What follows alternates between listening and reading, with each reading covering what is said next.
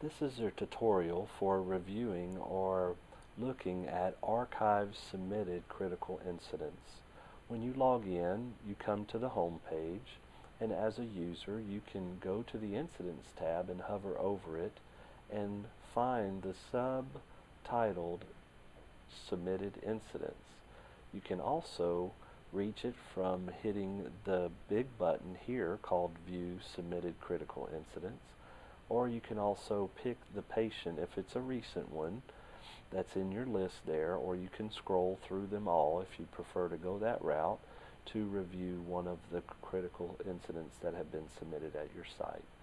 I'd like to go ahead and use this option, and I have an icon here next to the patient.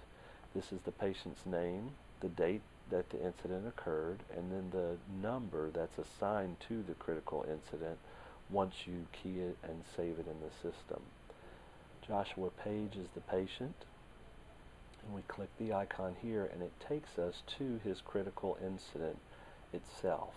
You'll notice the fields are grayed out because once you've submitted it, it becomes a locked document that you would actually have to go through a process to amend if you wanted to change this data. The reason for this is it's already been submitted to your state agency and the various regulatory authorities that you have to submit to. So if you do amend the document, you have to go through that process. We'll notice that here's his demographic information. He had a very high level, of course a level 2 critical incidents with a mental health crisis, physical aggressiveness, violent behaviors. He wound up hurting or being injured, abrased. He had some issues that happened here. You'll notice the various fields are filled out, and these have been submitted.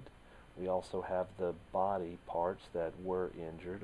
Apparently the patient was restrained, possibly, or physically in an altercation with the staff or maybe another client at the center.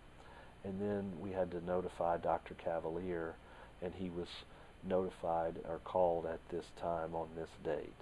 And so that information has all been stamped here in this demo for you. It's been signed, and also that has been dated and timed, and it was also submitted to the agency. If I wanted to print or save that report, I would click this button, which is available at any time,